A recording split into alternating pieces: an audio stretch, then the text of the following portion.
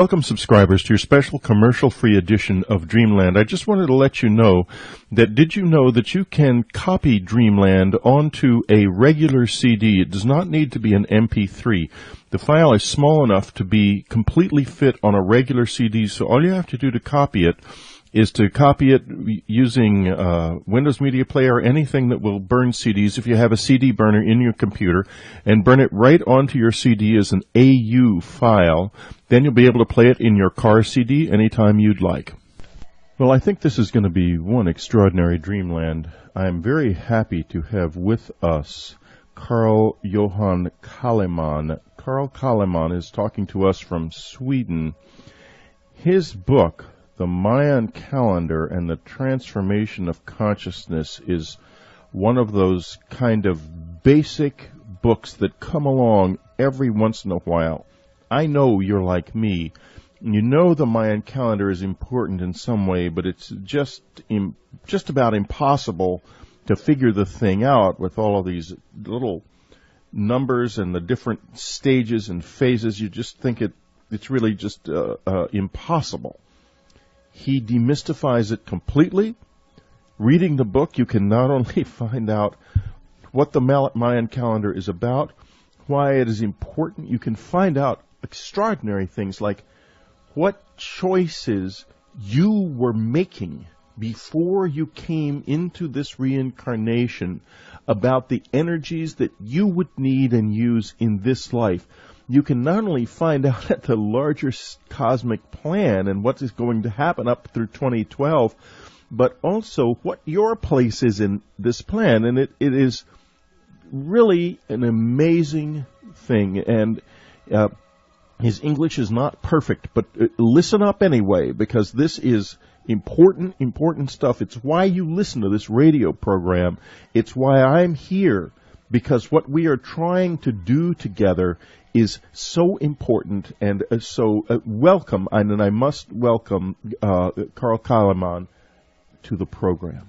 I guess the place for me to begin is with who the Maya were and how it was that they came to this extraordinary pinnacle, as it were, of human consciousness. So, Carl, I guess that's where we need to start, is with the Maya themselves, and who exactly were these extraordinary people?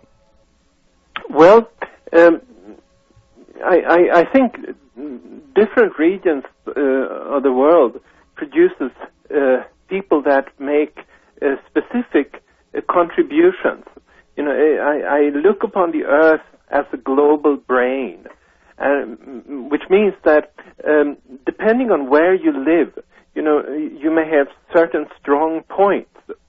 Now, the Maya, to begin with, they're living on the Western Hemisphere, and which corresponds, in my view, to the left brain half. And physiologists agree that it is the left brain half that holds the linear view of time. Our experience of time is the most developed in the left brain half. Now, this would also mean that people living on the Western Hemisphere are the most acutely aware of time as a sequential process, as a focused process.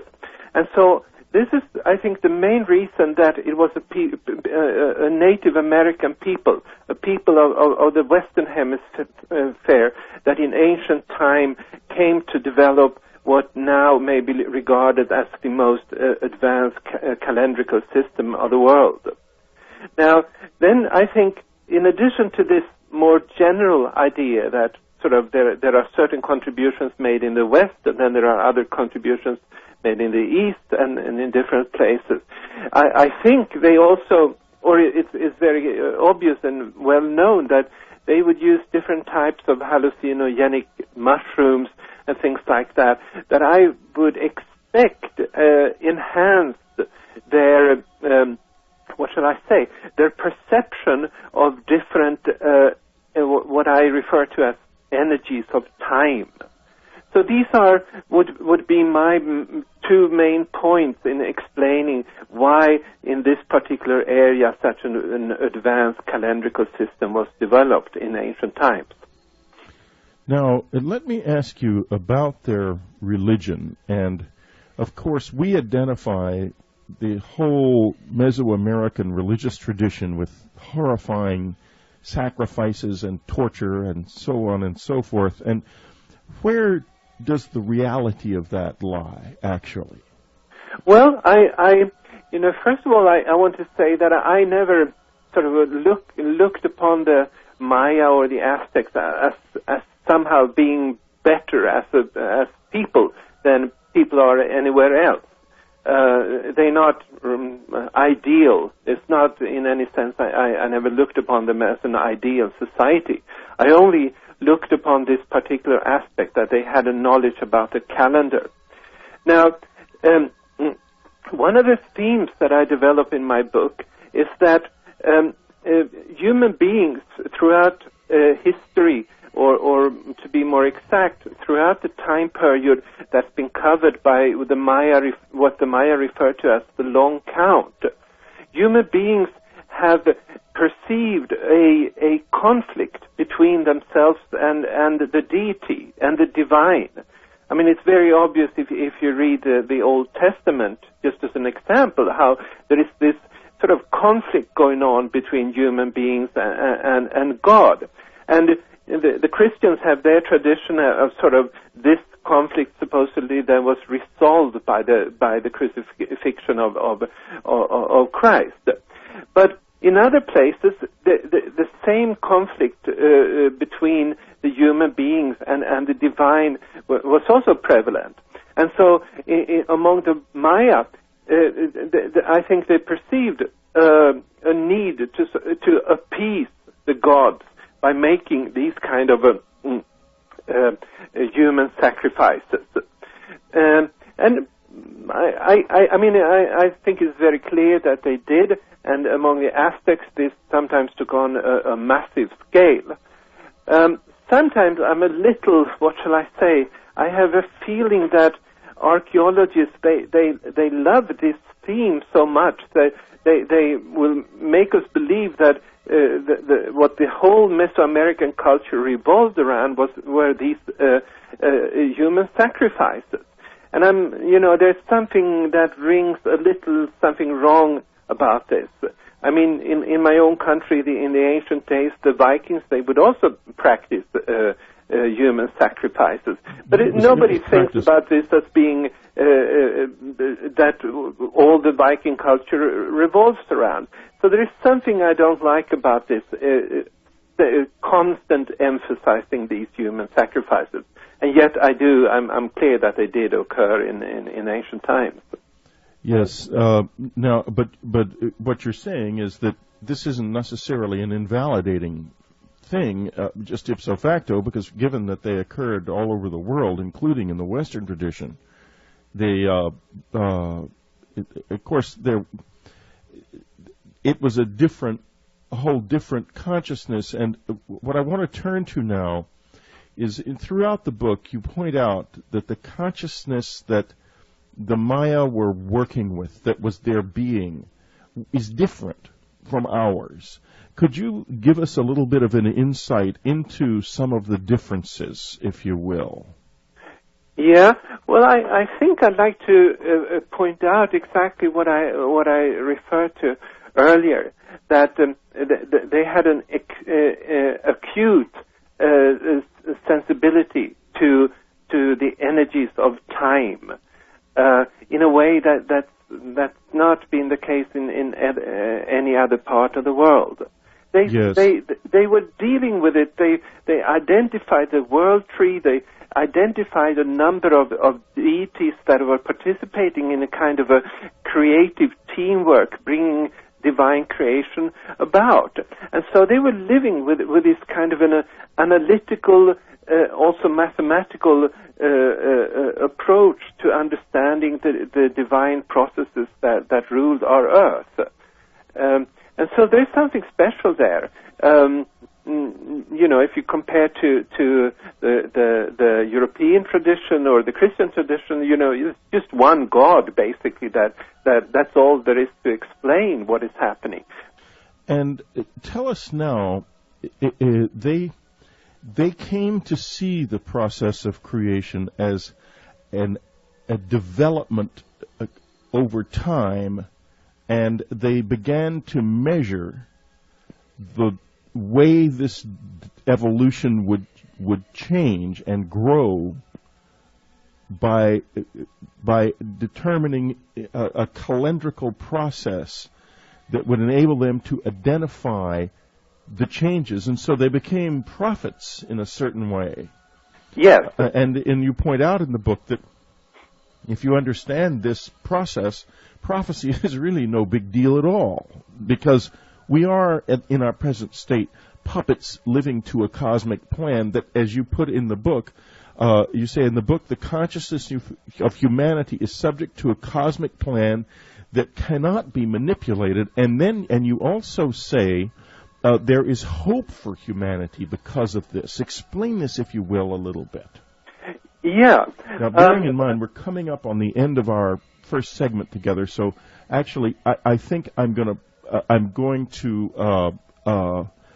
let that question ride across the break, because we're just coming up on our break right now. This is Whitley Strieber. It's Dreamland. We'll be right back.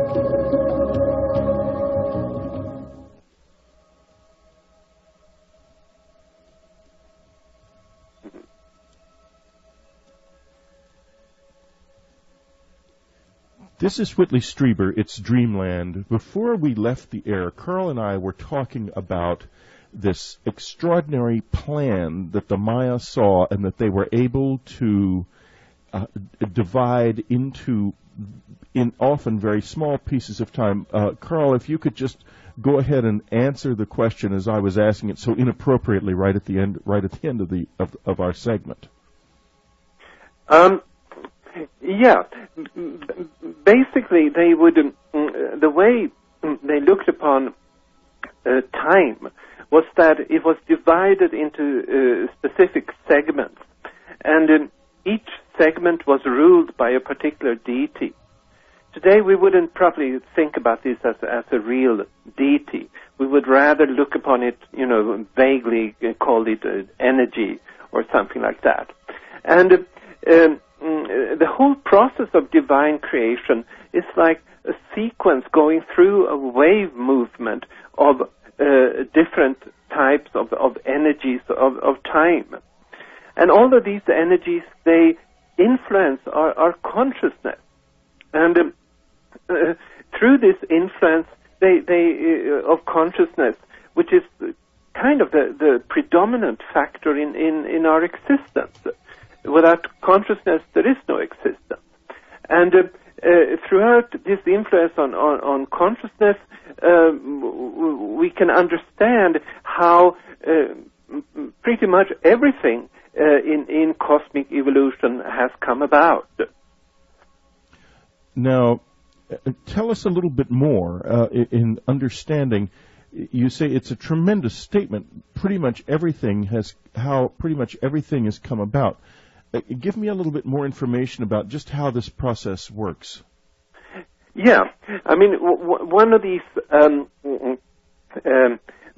tangible things is to look at this. What I mentioned, look upon the world, or look upon the evolution of consciousness in terms of the two brain halves. Certain time periods in human history.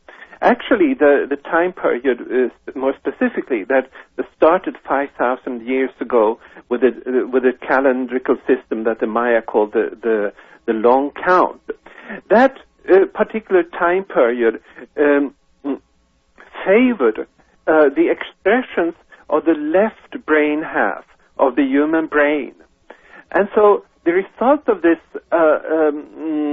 what shall I say, this separation of brain halves, that's really is caused by pulses going out from what you might call the cosmic world tree, a central sun beyond our perception, something that's in the center of all of the existing universe.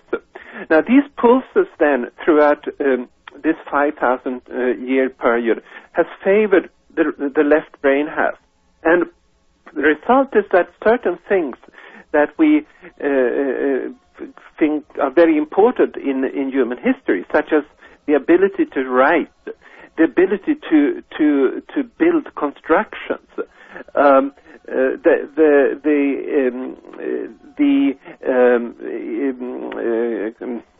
the construction of religions or the emergence of religions have then been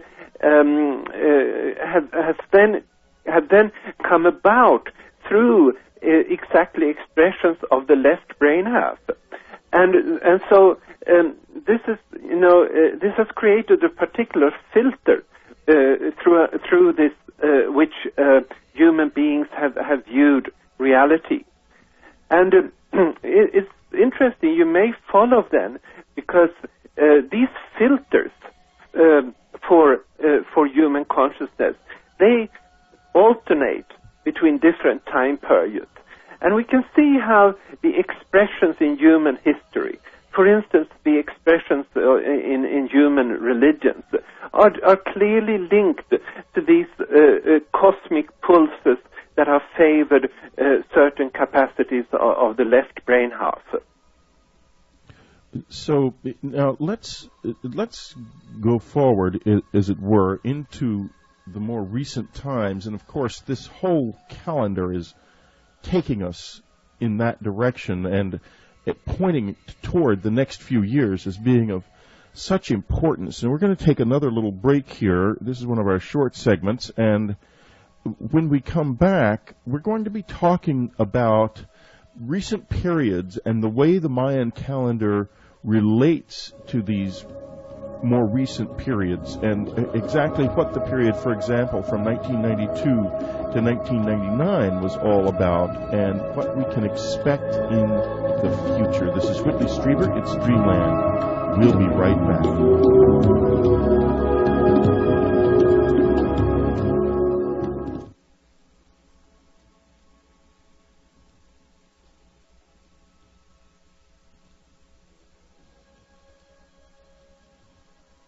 This is Whitley Strieber. It's Dreamland. We're back. We are talking to Carl Calleman, The Mayan Calendar and the Transformation of Consciousness, the most important book so far written about the Mayan calendar. And the reason is that it demystifies the calendar. It explains how it works, and not in as a tool for consciousness and understanding exactly where we are in the development of a cosmic plan that ultimately sees mankind going in some truly extraordinary directions that we will talk about later in this program. But right now, let's go back to the book, your previous book, and in it you said the period from 1992 to 1999 was one of the most peaceful in the history of humankind. And you predict in that book, beginning in 1999, early 99, would become an era of increasing conflict between East and West. You described the whole underworld as the era that in Christian terminology is called the apocalypse, whose beast may then, and I'm quoting now from the new book, paradoxically perhaps, primarily come to be constituted by those who tend to project evil onto others. Now, this statement is truly amazing. Can you give us a little bit more insight into what led you to make these extraordinary statements? Oh, there were quite a few there.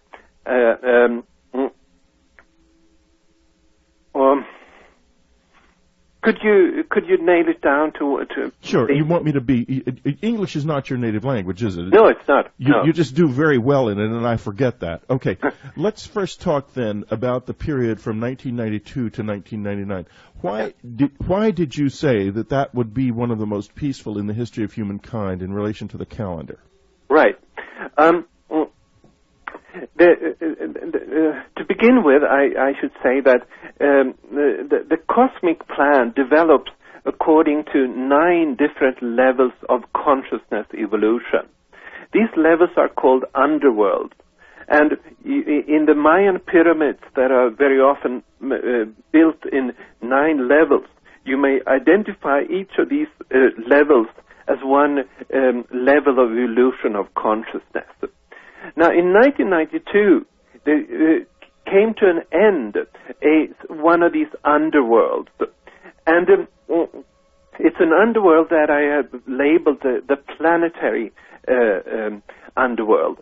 It's an underworld that sort of started in the mid 18th century, when you might say that people were taking the first steps towards not just identifying with their own nations. I should take a very clear example of this was the Frenchman Lafayette, who was one of the participants in the American Revolution. Right. And it's kind of it's a new mentality came about, where a few people became what you might call cosmopolitans. They would, if they thought the cause was right, they would go to fight for it in another country. Now, this whole process, this is just sort of the beginning of a process where the frame of the human consciousness was developed from having previously been the nation towards being the planet, the globe. And in 1992, you might say the last of the 13 of these segments of time started, and the result was that in 1992 there came like a global unity came about. What I'm thinking about is that a couple of things. The internet was came about in 1992. Yes. The Cold War came to an end. Came to an end, yeah. With the collapse of the Soviet Union, and at that time, and if you recall the euphoria that people were experiencing. Oh, very well and very fondly. I miss it so much. Yes. The 90s were a great era, and to look back on them from where we are today is a very saddening experience. It is, yes. And so, but what followed then was the time period of about 7 years that I would qualify as the most peaceful in human history. Yes, it was truly a golden time. Yes. Now, what happened then was that in early 1999, a new level of consciousness evolution came to a start. But this level of consciousness evolution brought about an inherent duality in human consciousness. And so the result is that human beings who are not known, they don't know themselves that they are dominating by these frames of consciousness. They started to look upon the world in a more what shall I say, dichotomous way, in looking upon friend and foe, and sort of seeing dividing people into parts, essentially.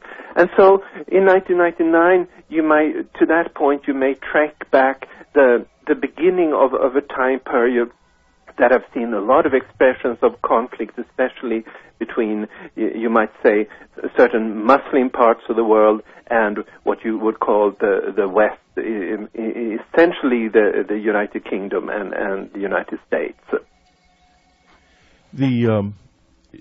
So what is happening now that we have entered this new underworld, you don't see, for example, you see a period of steady economic decline, and one that it all leads up to. Everything seems to converge in 2012. Tell us a little bit about what that means. And I want to get, there's a lot more, folks, by the way, to this book. It as I say, when I say it's the best book about this subject that's ever been written, I'm not kidding, and we're going to get into some more depths of it later. You're going to find out a lot about yourself. But in any case, let's first concentrate on that period from now to 2012 and what we can expect in this period. Yeah.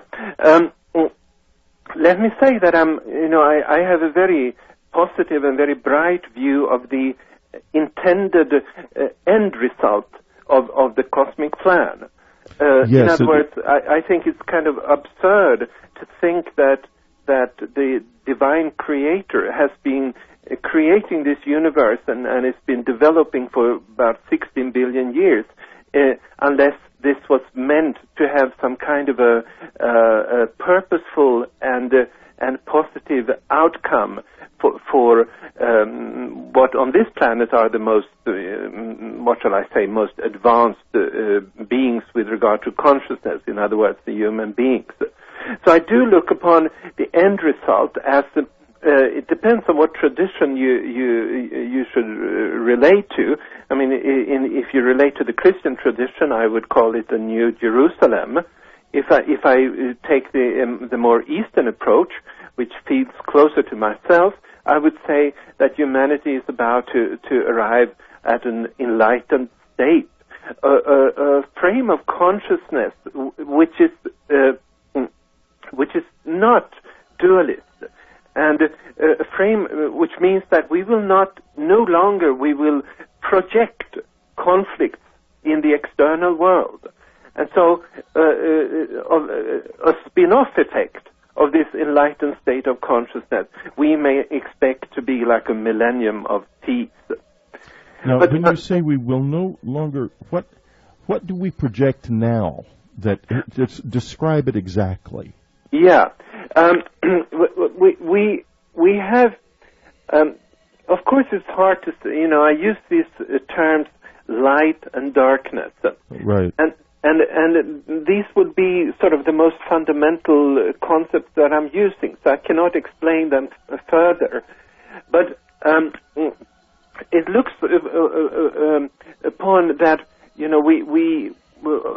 half of our consciousness is dominated by light, and the other half is dominated by darkness. Yes. And we don't know this. This is like the water is to the fish. And we don't see the water, we don't see the consciousness, and yet we are very strongly affected of it. And so, because we have this polarity in light-darkness polarity in the way we perceive the world, we will also tend to think that this polarity is actually out there, and we will then create it out there. Because we will think that, well, there are some people in the dark side of our consciousness, and we will call those evil. In reality, there is no evil out there. The evil is something that has come about through our projections of this particular dualist consciousness, where we tend to make some things good, other things bad, and we tend to judge other people, and we tend to judge ourselves too. Yes. Now, are you saying then that we'll come to a place in ourselves later where we are not anymore judgmental, where we have seen something about what we really are during this upheaval? Or exactly how will this occur? I think so. I think that is what we will come to, and in many cases it will not be easy to notice these changes. But I think a lot of people are going through these changes at this point, and it will be like when the divine plan is completed, the way I look upon it in late 2011. There will be no filters for the divine light, and so there will be really no experience of separation from between human beings and the divine, between human beings and nature, between human beings of different kinds, human beings and animals, and human beings and plants. We will just be, and we will just be in a state of oneness with everything in existence. Now, will we all feel this way at once? Will it literally happen overnight, or how will it unfold? No, I think we're in the process. A lot of people are sort of choosing to go into this process. I think a lot of people also will not choose to go into this process. It's just what I expect. I don't believe that humanity, like 7 billion people soon to be, that they will all sort of follow this path that is becoming available. But some people will, and I think in some sense it has to do with developing yourself spiritually, developing yourself psychologically in such a way that you are able to be fully in the present. And when we're going to be leaving for a break in just a second, and when we come back, we're going to be talking about this very process, because this is what this radio program, what my life, what obviously Carl's life is all about doing, which is opening the mind to this very process of coming into the present moment. This is Whitley Strieber. It's Dreamland. We'll be right back.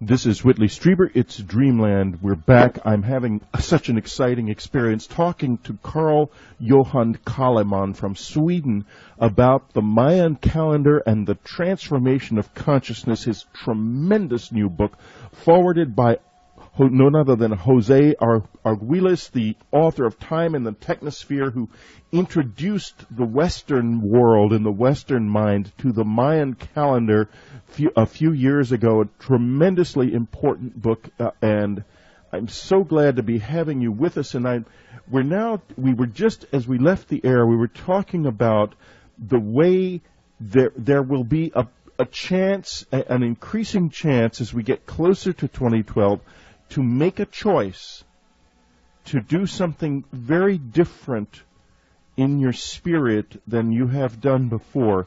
And why is this new? Why couldn't we make this choice 200 years ago? Well, I think it has to be explained again with this polarities between brain halves. Right.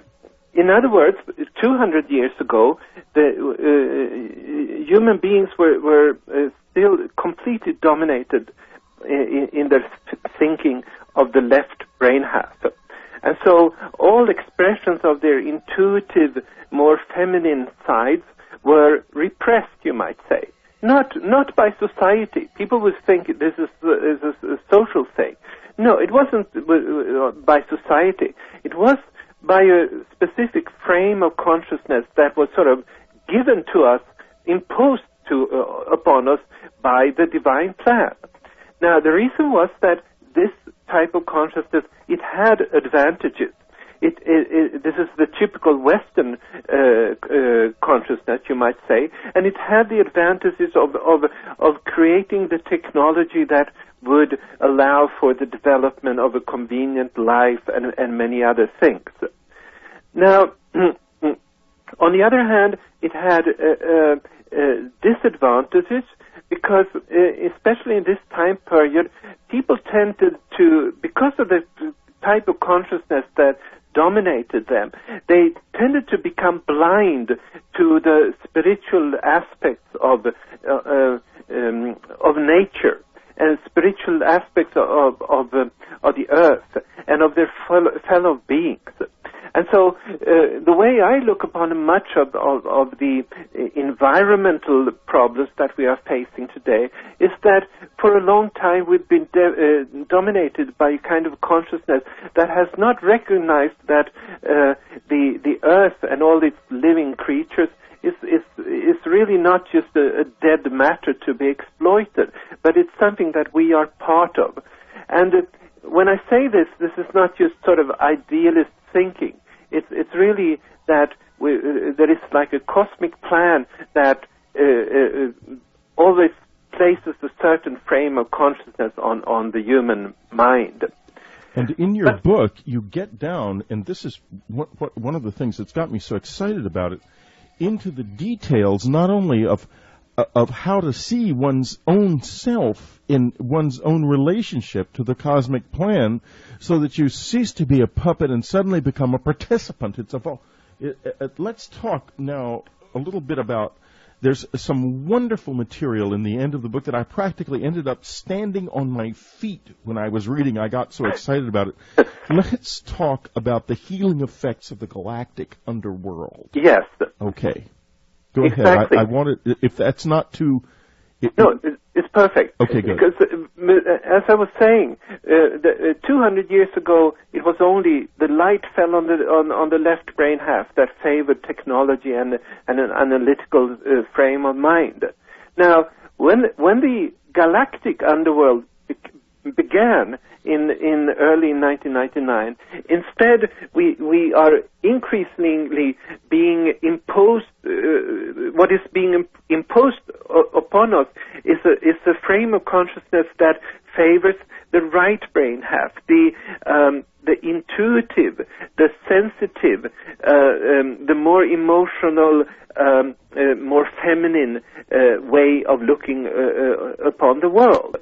And with every pulse in this galactic underworld that favors this right brain half, we are coming closer to a state of consciousness where there is balance, where you might say we have merged these two aspects of our mentality, rationality and intuition, if you like. Yes. And this is the process that we're in now. And we're sort of being helped by this underworld to find this balance. And we're going to be talking more about that very process. How does the help work? And why can we expect more of it? And how to open ourselves to it in just a moment. We'll be right back.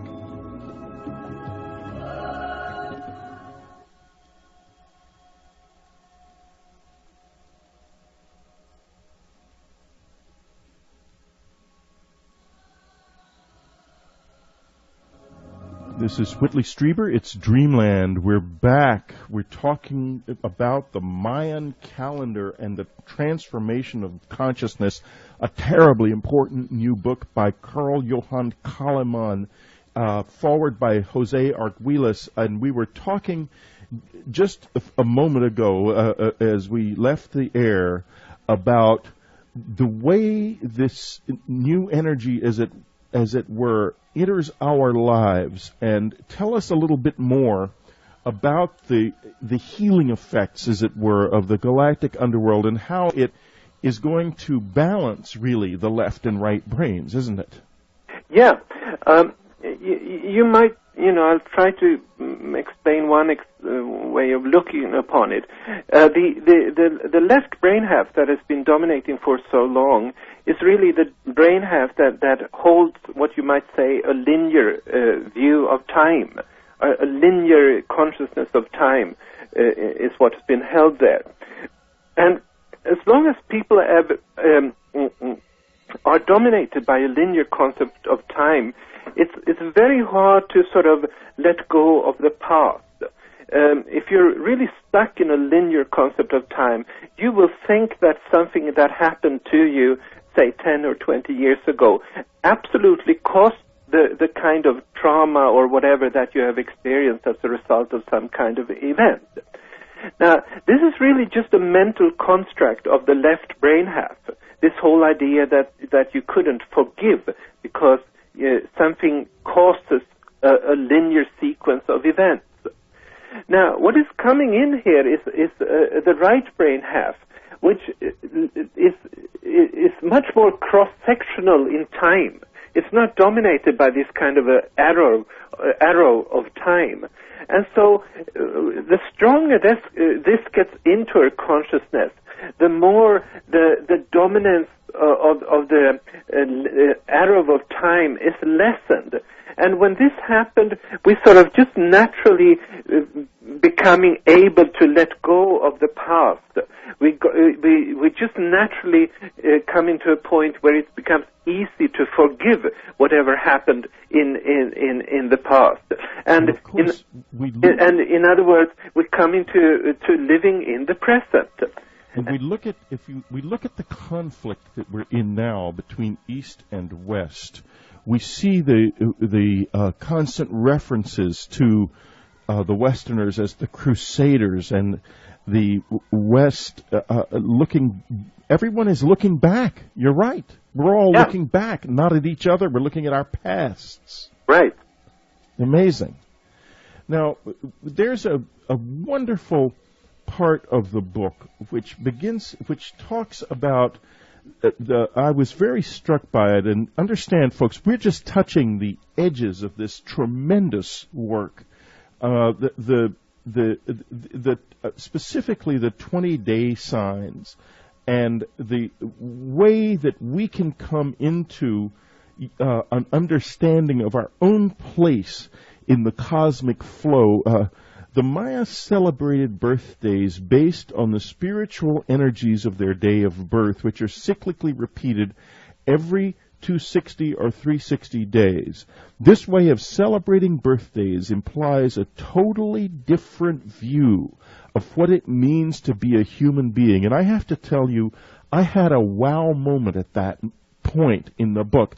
It was transformative for me. And tell us a little bit about exactly what you're talking about here. Yeah. Just compare, we're used to celebrating birthday in the what you might call the solar year, the physical astronomical year, and which really means just that you're born when the Earth is in a certain position, physically speaking, in relationship to the Sun. Now, the way the traditional Mayan view of an energy of birth is not linked to this physical year. It's linked to these, what you mentioned, the 20-day signs, which are part of what they call the Tzolk'in calendar. And, this is how I would look upon it. It is more like if you came, if you were a soul outside of time and space at one point, and then you came, somehow you were given the task to do a certain mission in this life, then you would probably choose a certain energy to be born at. You would be born at, it could be the day 3 read or 5 light or whatever. A certain energy that would favor the particular purpose that you had in your life. And the interesting thing then is that once you've identified this day sign, is that every time it recurs repeatedly in the calendrical cycles. This is the day when you're reminded by the cosmos of what you came here to do. Because on that particular day, when you were incarnated in this holy universe of time, that is the energy that will remind you of why you came here in the first place. And so these are the spiritual energies of time, which has a totally different meaning in terms of your purpose compared to your day of birth in the solar astronomical year. Yes.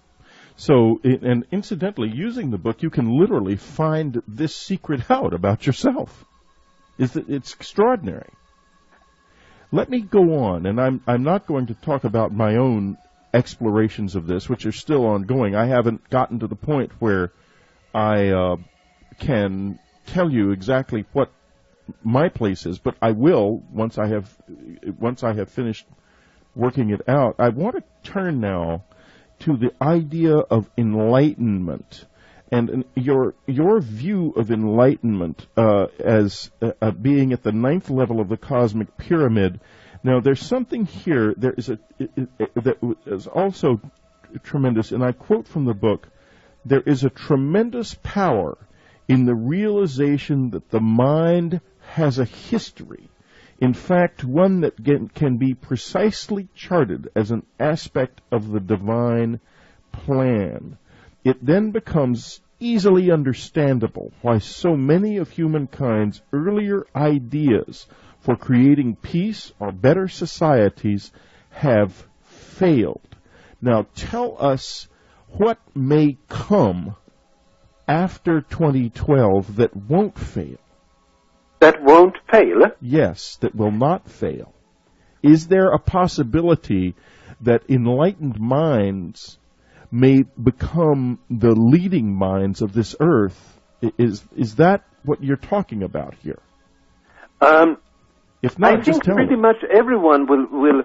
No, I shouldn't say so. I think once we pass this 2012, I think it will be very difficult not to be enlightened, so to speak. So I don't know if there will be. I don't think there will be leaders and followers at that point. You might say probably we're in a state of divinely guided anarchy or something like that. And I think we're also now at a time when a lot of our political thinking, a lot of our the way we look upon government, how humans are to be governed, that they are becoming obsolete in this in the changes of consciousness that is going on, and it really hasn't taken expression yet. But you do see people. You do see that there is a tendency now to sort of leave a lot of previous types of conflicts behind. Well, it led me somewhere else. I'm not sure if I answered your question. I understand where you're going very well. Yeah. And now, we're coming up toward the end of our time together. We've got a couple of minutes left, and I want to just ask you, do you expect great visible change in 2012, or will it be more internal at first? How will it work? Yeah, it's simultaneous, I think. What is happening is a change internally, so to speak, a change in consciousness. But once the change has happened internally, there will be, just as a natural result, there will also be all kinds of external changes. If you look upon yourself, if you're enlightened, you will also look upon the living nature as being enlightened. And so you will treat nature as being part of the same divine cosmos that you yourself are. And if that kind of a thing is realized on a very deep and thorough level, it will have consequences in all our dealings with technology and industry and all these kind of things. And it will happen spontaneously, you might say. As the inner processes go on, those will be reflected in more harmonious relationships to nature and to our fellow human beings. Well, this has been an extraordinary, it's a perfect place to stop, and we have come to the end of our time together. The book, The Mayan Calendar and the Transformation of Consciousness. Do get it, and get it from the unknowncountry.com store. Help us keep going. We depend on you, and not only that, you get fast shipping, you get a great price, and you get personal service if you need it. This is Whitley Strieber. This has been Dreamland. The beautiful bumper music has been from Stephen Halpern's Deja Blues. Next up, Linda Moulton Howe. We'll be right back.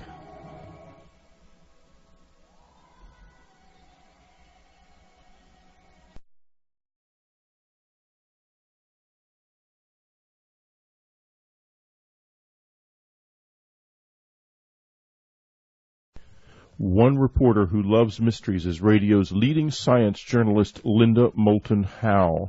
She's an Emmy Award-winning TV producer, documentary filmmaker, and writer, and the reporter and editor for EarthFiles.com, the Internet's most respected edge science website.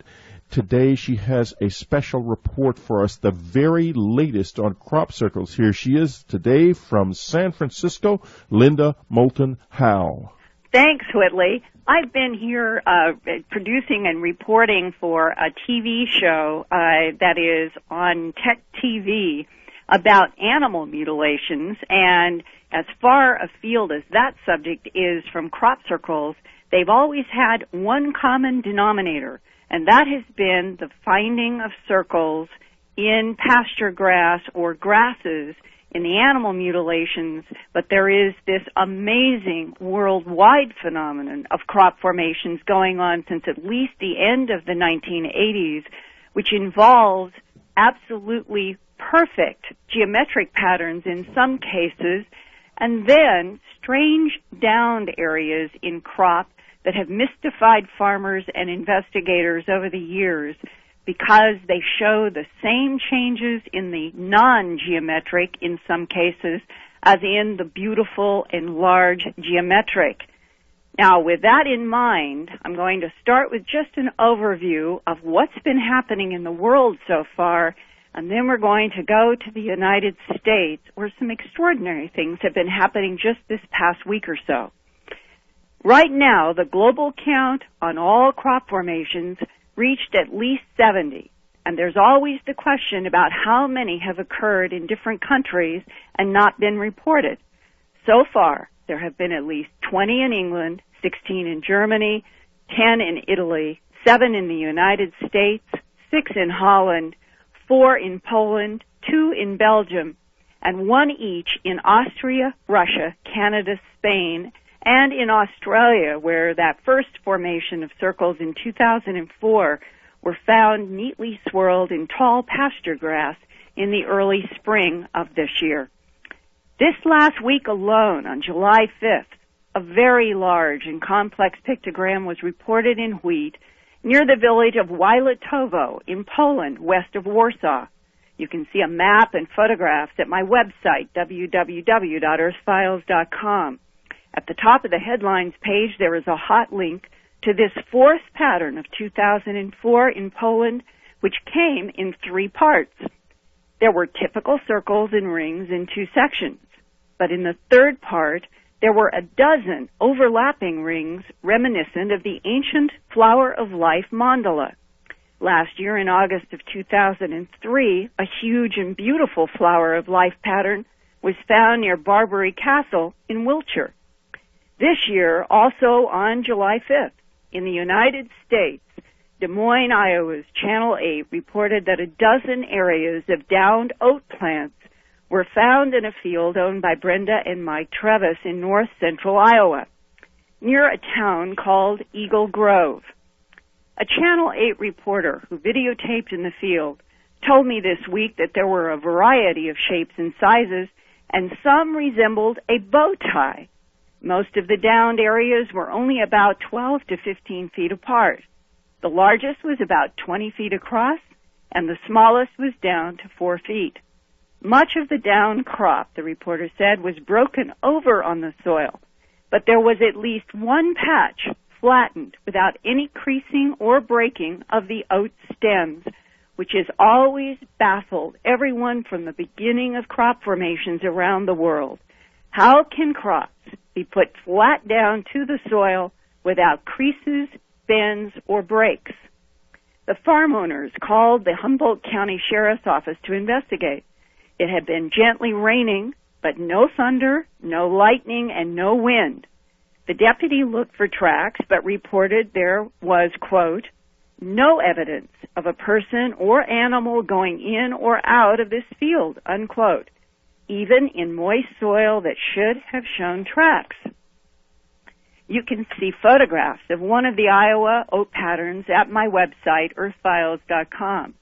At headlines, click on the report about mysteriously downed oat plants in Eagle Grove, Iowa, and downed maize corn in Hillsboro, Ohio. The Ohio downed corn was not a geometric pattern either, but the owners who have asked to remain anonymous are baffled about why a large swath of their healthy corn crop should suddenly be laying flat to the ground again on July 5th. Well, now we have Poland, and we have Iowa, and we have Ohio. And Linda and I have a little break. We'll be right back. We're back. This is Whitley Strieber, continuing on with Linda Moulton Howe. All on the same date with this phenomena. The crop owners called their sheriff, who investigated, and told them, quote, "It does not look like vandalism, but rather some type of natural or unexplained phenomena," unquote. Over the past 10 years, there have been several instances of corn and other crops laid down in these random patches, like Iowa and Ohio. Scientific investigations of the soil and plants have ranged from Limerick, Pennsylvania, to Blue Ball, Maryland, and have shown the same biophysical and biochemical changes as documented in the big, beautiful geometric patterns. In fact, in the 1995 Blue Ball, Maryland wheat, biophysicist W.C. Levengood reported the longest growth node measurements of any formation crops that he had studied to that time, some 200% longer than normal wheat plants. Not only were they longer, but they were reoriented in 90-degree curves to the ground. Does the same energy that creates the geometric formations cause randomly down patterns as well in grass and cereal crops around the world? If the same energy is involved, why are some patterns geometric and others are not? Who or what creates the spinning plasma vortices that W.C. Levengood hypothesizes is involved and that interact with grasses and cereal crops around the world to create crop formations, and why? Part of the answer to what is involved in the energy systems could be the mysterious small lights often seen around crop formations. Back in the early 1990s and up to the present day, flickering white lights and amber-colored glowing spheres about 6 inches in diameter have been reported, many even videotaped in daytime and nighttime in and around crop formations. In 1999, while working on my book, Mysterious Lights in Crop Circles, I interviewed one British woman who was in Wiltshire's Woodborough Hill area with her brother. Both watched crop physically, literally, go down in front of their eyes in the presence of small moving lights. After the sun rose, there was a huge geometric formation. And this brings us to June 26th, 2004, in Spanish Fork, Utah, south of Provo. Over the past decade, there have been at least 9, maybe 10 crop formations in Utah, and at least 3 in the Provo and Spanish Fork area south of Salt Lake City. The largest was in College Ward, about 80 miles north of Salt Lake City in Provo in 1998, on the same day that similar circles appeared in Oregon, Idaho, and as far away as Belgium. This year, on Saturday night, June 26th, a Spanish Fork farmer noticed plants down in a barley field. He called his father, who owns the field. The father was so angry that any intruder would touch his plants, and he called the police. By Tuesday morning, June 29th, a story about the new 4-ring Spanish Fork crop formation was published in the local newspaper, and KSL-TV took a helicopter aerial, which you can see at earthfiles.com.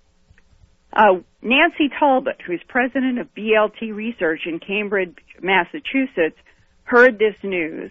Nancy has been testing plants and soils from crop formations for several years, and this year, in 2004, she is studying what effect energy systems that create patterns in crops might have on a fungi called mycorrhizal fungi that are known to grow symbiotically in the roots of plants.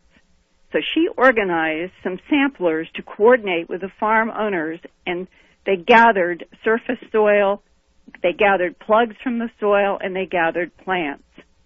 One of the samplers is Melissa Compton. Melissa was there for the first time after the farm owner reported the pattern on Sunday, June 27th. And that's when it had one large central ring, which measured 25 feet east to west and 24.5 feet north to south, almost a perfect circle. Coming off of this ring in 3 places at the time were rings and rings with corridors that remind everyone of early formations in England back in the early 90s and some of the patterns that have been in Canada. At the time, the pattern's overall length dimension was 207 feet. But now the story gets stranger.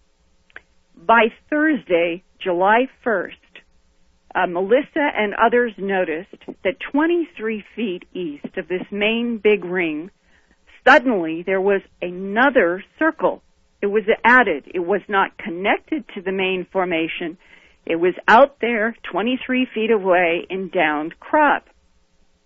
Then, on Sunday, July 4th, when Melissa went back to the formation to make more measurements of this change, she found the addition had been altered yet again into something that the residents there are comparing to a shape like an eyeball.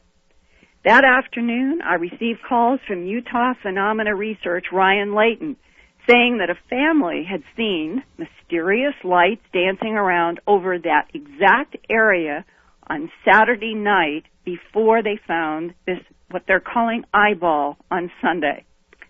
The eyewitnesses have requested anonymity, but the wife agreed to talk to me on the record about what she had seen with her husband and son, and later with her daughter that same Saturday night late or into early Sunday morning.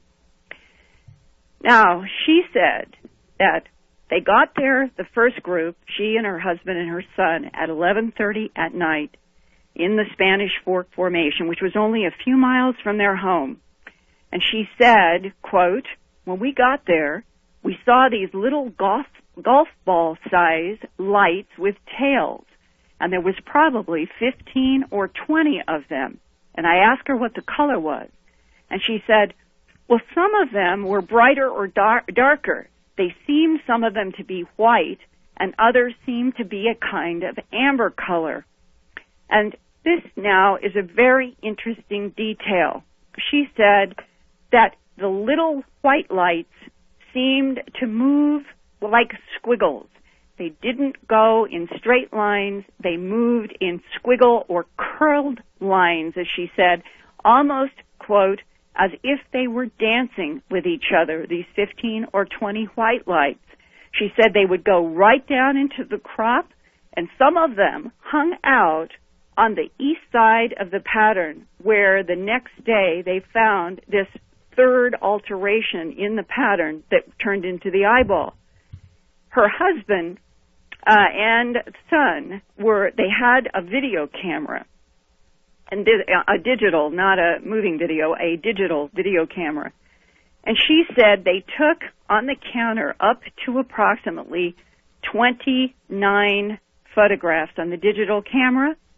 And suddenly, to their astonishment, as they were trying to videotape what she calls an ostrich egg-sized orange orb, that it started going backwards. It was clicking. It started clicking backwards, and they realized the camera has gone into a delete mode. And as far as they knew, they were not responsible. And they pulled the battery to stop the camera, and they ended up preserving what she said were 12 of the digital photos. So far, the family has not released those photographs. It's hoped that in a couple of weeks that they will release the photos that they got. Then, at about 1 o'clock, when she went back with her daughter, she heard her daughter say, look, and behind and coming up alongside the car was another one of these orange orbs or amber-colored orbs about the size of an ostrich egg. The mother said, if you think of an ostrich egg that you've seen, she says, that's as close as I can describe to the shape and the size, only the color was between a glowing coal, which would, to my mind, be red, and amber, which is a yellow gold, somewhere between a red and a gold. And she said that the orange light, she said to her daughter, take a picture of that orange light. And this is what we are all waiting to see, because if on the digital images are as the mother described, the orange light, when blown up in the digital camera, seems to have little white U's or V shapes either embedded in it or is a part of the orange light. She speculated that based on what they saw of the action of the dancing lights and these orange lights, that she somehow thinks that the little white lights can come together and create whatever these larger orange amber lights are. What none of us know is what is the relationship exactly between the mysterious lights around the world and crop formations. Do the lights make the formations? Are they involved in bringing in an energy system? But whatever happened on that night of Saturday to Sunday, which was July 3rd to 4th, the addition that had occurred on July 1st was changed yet again on Sunday, July 4th, into what they're calling an eyeball. Now, when I get back to Philadelphia, I should have an aerial digital photograph of this now newly changed Spanish fork pattern, which I will post at earthfiles.com, along with a new diagram from Melissa Crumpton, which is quite fascinating. I saw it just before I left to San Francisco. And it is so interesting that what is out 23 feet away from this original pattern is something akin to a circle, but it is something happened in terms of the standing crop and the laying down crop that has now created the impression of an eyeball. You know, Linda, this is just the most extraordinary thing is the degree to which these people became involved with the lights. I can remember when I was out with the late Dr. Bill Mallow looking at a small circle. It was hardly not even a crop circle at a cattle ranch in South Texas. When we pointed the video camera toward the formation to film it, tape it, everything seemed to go right. But then when we looked later at the tape we had made, when it was pointed toward the formation, the tape was blank. It was it hadn't actually recorded anything.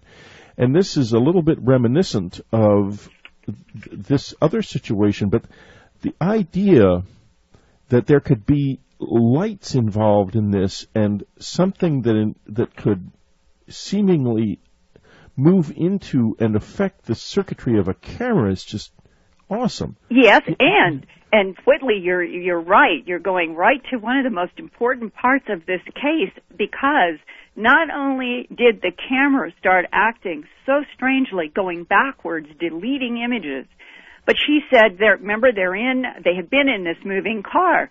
And when this amber ostrich egg-sized light first showed up pacing the car, which sounds like all those stories from the 1960s and 70s of lights pacing cars, only this is 6 inches, not some big thing. The battery light came on in her car. She has a 1997 Camry. Right. And the lights, she said, her lamp lights went bright, dim, and the door locks on the car unlocked and locked, unlocked and locked. Shades of Close Encounters. Exactly. It's exactly time for another break. Linda and I will be right back. This is Whitley Strieber at Streamland. We're back. This is Whitley Strieber, continuing on with Linda Moulton Howe. I also remember the Levelland UFO. The father of a friend of mine, when I was a little boy, had an experience where his car literally went dead as this thing moved across the road in front of him. Linda, let me ask you this. Do you have a sense of what these lights might be? Could they be themselves the beings? Well, that is an excellent question, Whitley. I always think, though, of the astronomer from Italy when I was in Norway, and we all spent that week in Hessdalen. And when we I might just interject that Hessdalen is a place in Norway where these lights were seen for years. That's right. Yeah, right. And carefully documented. That's right. And when we were sitting around, the engineers and the astronomers and the physicists late at night, and one of them said, you know, I just can't help but wonder if we're dealing with thermal plasmas of unknown origin that can be programmed as we program computers with zeros and ones. And that plasma, which is one of the most common ingredients of the universe, could, by some advanced intelligence, be used to monitor and even do work, perhaps, on planets, not just the Earth, but other planets, so that the intelligence that would design these, we'll call them monitoring thermal plasmas, would not have to be here at all. And that for how many centuries have small lights been reported in what we have thought as legend, mythology, and so forth, the so-called fairy rings and fairy lights in England, for example. Now, the only thing about this that really amazes me is the fact that we keep referring to these things as plasmas, because that's what they appear to be. The problem is, plasma integrity is a study in and of itself in physics, and plasmas, like ball lightning, don't stay in one form for more than just a couple of seconds. Would be a very, very long enduring plasma, because a plasma in the clear air is inherently unstable. These glowing lights are stable plasmas, and that's simply not something that occurs in nature as far as we know. And in Norway, they literally monitored one of the mysterious lights in Hessdalen for 2 hours, sustaining a high Kelvin temperature. And the scientists said this is unknown to human science. They do not understand what would sustain high temperature. It has to be either self-sustaining energy or gathering energy from around. Yes. And Whitley, on one of these Spanish oak events, that really underscores the question, if they were plasmas, how would they do this? If they're programmed plasmas, that's a hypothesis. Yours, that they may actually be intelligent entities unto themselves, is something that we have to consider, but is even harder to comprehend. But the mother and the daughter, when they were out at night and they were having all of these electrical problems with the car, she said, I think this thing was playing with us.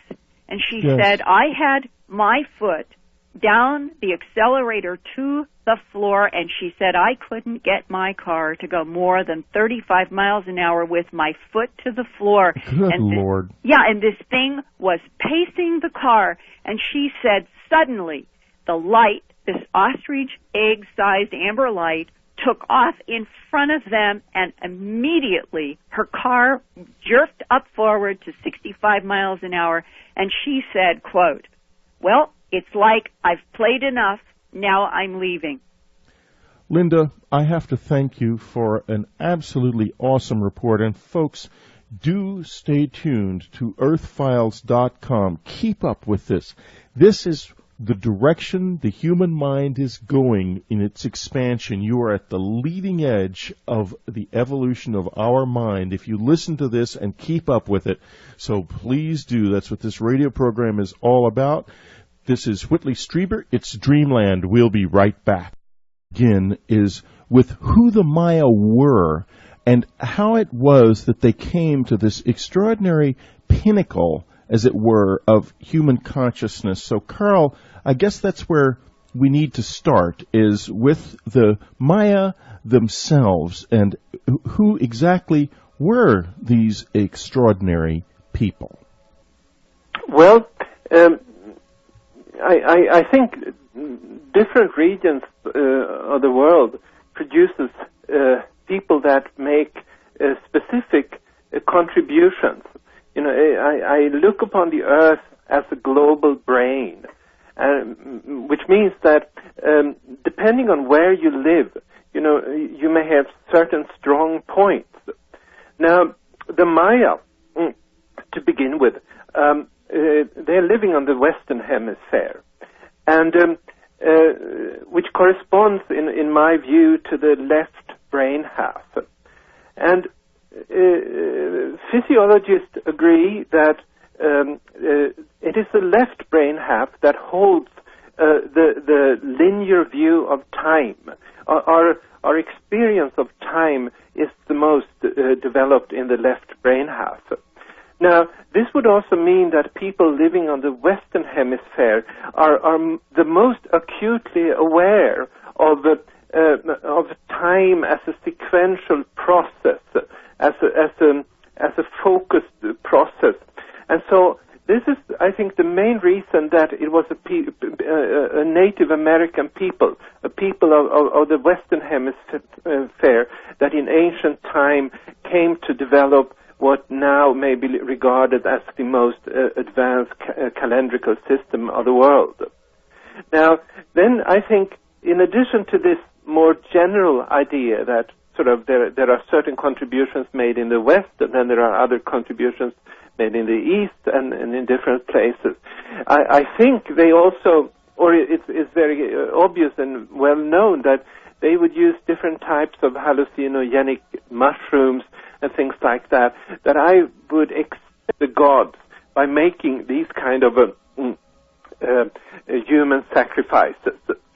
And I mean, I think it's very clear that they did, and among the Aztecs, this sometimes took on a massive scale. Sometimes I'm a little, what shall I say, I have a feeling that archaeologists, they love this theme so much that they will make us believe that what the whole Mesoamerican culture revolved around were these human sacrifices. And there's something that rings a little something wrong about this. I mean, in my own country, in the ancient days, the Vikings, they would also practice human sacrifices. But nobody thinks about this as being that all the Viking culture revolves around. So there is something I don't like about this, the constant emphasizing these human sacrifices. And yet I'm clear that they did occur in ancient times. Yes. Now, but what you're saying is that this isn't necessarily an invalidating thing, just ipso facto, because given that they occurred all over the world, including in the Western tradition, they, of course, it was a whole different consciousness. And what I want to turn to now is, throughout the book, you point out that the consciousness that the Maya were working with, that was their being, is different from ours. Could you give us a little bit of an insight into some of the differences, if you will? Yeah, well, I think I'd like to point out exactly what I referred to earlier, that they had an acute sensibility to the energies of time, in a way that's not been the case in any other part of the world.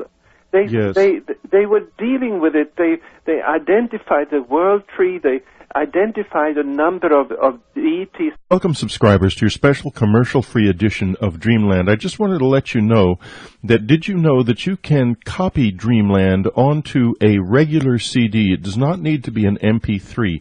The file is small enough to be completely fit on a regular CD, so all you have to do to copy it is to copy it using Windows Media Player or anything that will burn CDs, if you have a CD burner in your computer, and burn it right onto your CD as an AU file. Then you'll be able to play it in your car CD anytime you'd like. Well, I think this is going to be one extraordinary Dreamland. I'm very happy to have with us Carl Johan Calleman. Carl Calleman is talking to us from Sweden. His book, The Mayan Calendar and the Transformation of Consciousness, is one of those kind of basic books that come along every once in a while. I know you're like me. You know the Mayan calendar is important in some way, but it's just about impossible to figure the thing out with all of these little numbers and the different stages and phases. You just think it's really just impossible. He demystifies it completely. Reading the book, you can not only find out what the Mayan calendar is about, why it is important, you can find out extraordinary things like what choices you were making before you came into this reincarnation about the energies that you would need and use in this life. You can not only find out at the larger cosmic plan and what is going to happen up through 2012, but also what your place is in this plan. And it is really an amazing thing. And his English is not perfect, but listen up anyway, because this is important stuff. It's why you listen to this radio program. It's why I'm here, because what we are trying to do together is so important and so welcome. And I must welcome Carl Calleman to the program. I guess the place for me to begin... That were participating in a kind of a creative teamwork, bringing divine creation about. And so they were living with this kind of an analytical, also mathematical approach to understanding the divine processes that ruled our earth. And so there's something special there. If you compare to the European tradition or the Christian tradition, it's just one God, basically, that's all there is to explain what is happening.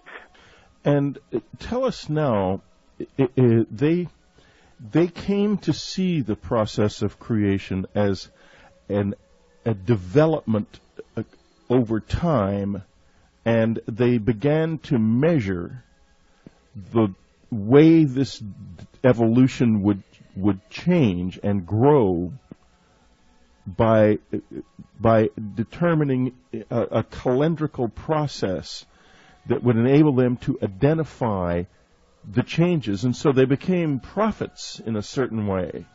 Yes. And you point out in the book that if you understand this process, prophecy is really no big deal at all, because we are, in our present state, puppets living to a cosmic plan that, as you put in the book, you say in the book, the consciousness of humanity is subject to a cosmic plan that cannot be manipulated. And you also say there is hope for humanity because of this. Explain this, if you will, a little bit. Yeah. Now, bearing in mind, we're coming up on the end of our first segment together, so actually, I think I'm going to let that question ride across the break, because we're just coming up on our break right now. This is Whitley Strieber. It's Dreamland. We'll be right back.